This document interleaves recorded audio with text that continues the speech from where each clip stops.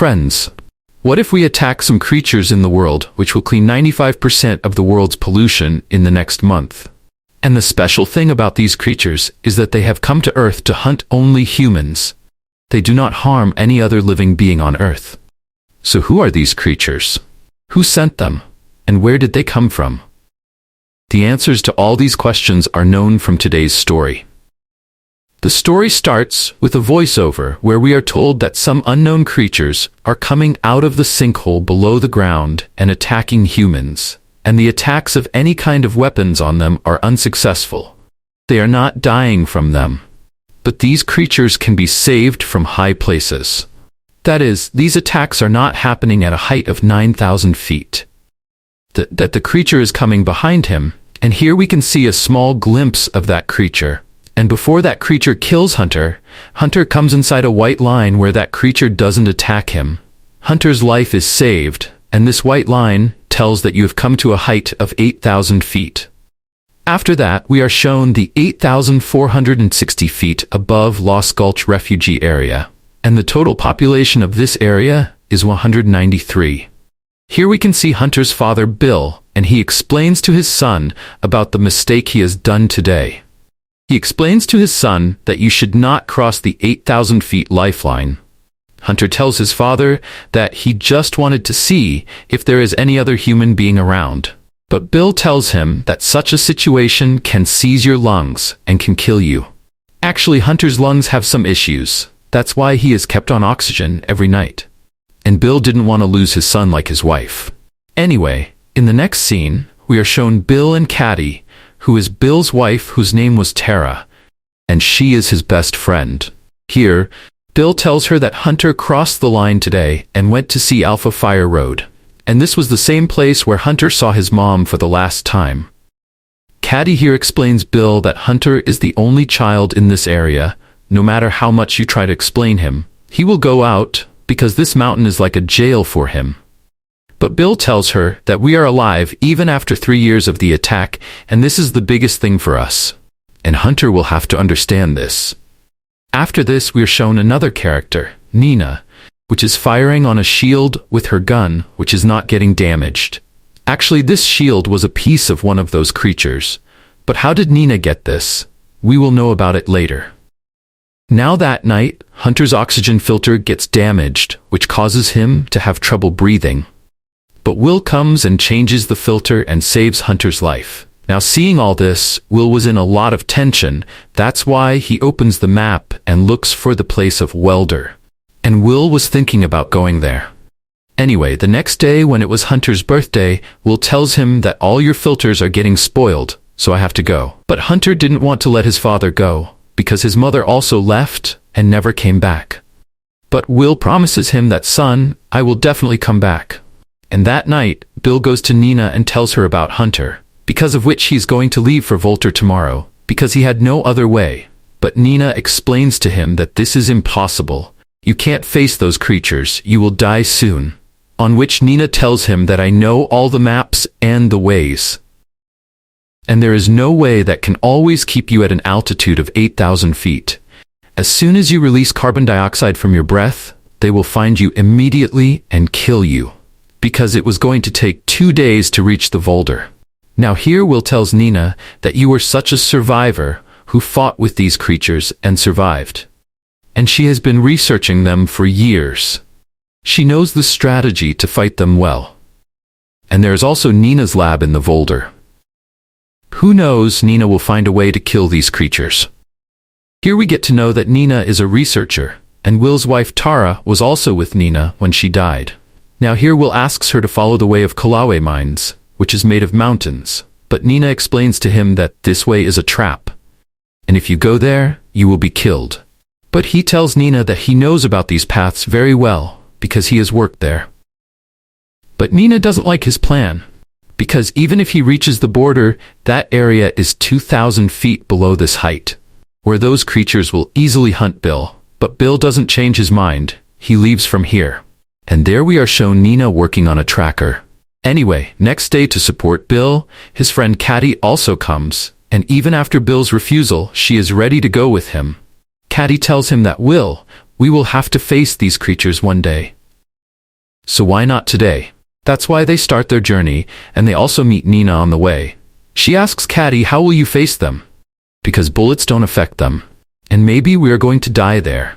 And it meant to us that she was also coming with Will on this mission. Here they use this area to make a plan to cross the most hunted area of the creature. On the way, Nina tells them about her tracker. She says that it catches the electromagnetic field of the creature because these reapers make a very high electromagnetic field, which is the highest on this planet Earth. And here we know that their creature is called reapers. Now they reach below the Alva Fire Road. That means their journey will start from 8,000 feet below. And on the way, they see a herd of horses, which makes it clear that these reapers were only hunting humans. Now they reach its area, which was 610 feet high. Bill tells that the height of the peak is above 8,000 feet. And this long path can be easily covered by the ski. But Nina's tracker signals them that a reaper is coming towards them. Now they run towards the lifeline, and Caddy attacks the reaper. And all these attacks were increasing Reaper's anger. Now here they try to reach that line with the help of the skis, but that creature delins the skis. But somehow all these people escape from that creature and succeed in crossing that 8,000 feet line. And Reaper doesn't go inside that line, he stands outside. Now here was a resort in which they spend their night. And here Nina says that from her 3 years of research, I have understood that this is not a predator, because predators kill to eat. But they only hunt us. They enjoy hunting. These reapers suddenly came out of the ground, and in just 1 month, 95% population was killed. They also do not kill people without stopping Grank. There is something that charges them. Some of them are charging and giving power. Next morning, they reach to the Colway mine. Its height is 8,092 feet. Willow says that this mine is level 9, and we have to go to level 8 with the help of stairs. From where we will go to another site from another height. From there the border is 12 miles, that is 19 kilometers away from there. But Nina asks Will, how do you know that this line is not less than 8,000 feet? Because the tunnel of mines is not straight and is not at the same height, and it is possible that we will go down from the safe line. Here, Will says that yes, this mine is 231 yards, i.e. 211 meters below the safe line. But Nina was right because the Reaper came from below the ground. They can be at any underground place, and they can easily catch the carbon dioxide which is being released inside the mine. Now they didn't have any option, so they move ahead. But when they go inside, they find the tunnel closed, so they decide to go from level 7. But it was 914 meters below the safe line. But Nina tells Bill that she committed suicide, so Bill asks them to leave from here. And he alone asks them to complete the mission. But later they both go with him and decide to complete the mission. And when they go down from level 7 mine, they realize that they have been spotted by the Reapers. Now, as soon as they turn off their lights, they hear the Reaper's voice.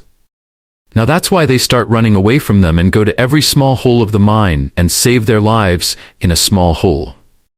They stop their breath here, but Reaper with his sensors in his tail tries to sense their breath. Then Katie sees a light from the other side and he distracts the Reaper with the light of the flare and tries to get out of there. But on the other side, there was a Reaper who takes Katie's life and takes her with him. Now because of this, Nina and Will get some time and they get out of this mine. They feel sorry for Katie, but they couldn't do anything, so they move ahead and stay in a broken house at night. Here they get a car, which was in good condition. At dinner time, Nina tells Will that there is a chemical named Pericles in the lab, which is a cubic version of magnesium oxide.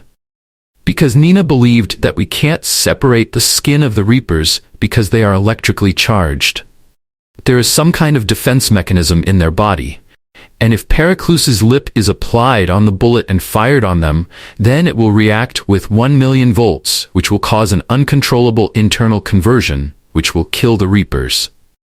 But Will thought that Nina's research was very stupid.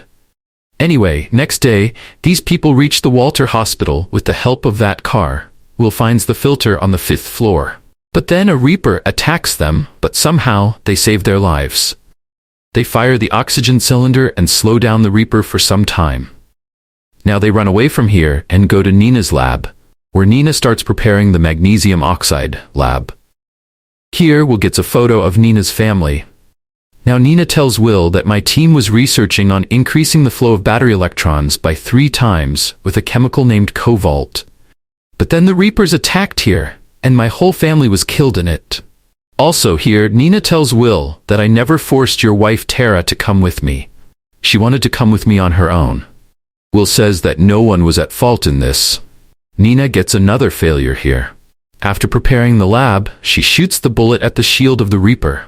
The shield was still fine. Now Nina asks Will to leave from here, because he had to do more experiments to kill the Reapers, in which either she will kill the Reapers or she will die. Now Will leaves from here because of his son Hunter. But on the way his car's tire breaks and he turns back. Meanwhile, a Reaper also comes near Nina. Then, Nina remembers that he has not used cobalt yet, because cobalt can increase the electron flow of the battery by 3 times, so it could have been useful in conversion. Now that's why Nina quickly puts the cobalt label on her bullet. And as soon as the Reaper comes to attack Nina, she fires at him. On the other side, we see Bill, who was running towards the height of the car and was trying to hide, but Reaper surrounded him from all sides. Here, Bill shoots him, and finally he is about to give up, but then a bullet hits Reaper, and he falls down. And then, there is a big explosion in Reaper, and he explodes, and this bullet was fired by Nina, which means Nina had found a way to kill them. With the help of the co-world, Nina kills all the Reapers one by one.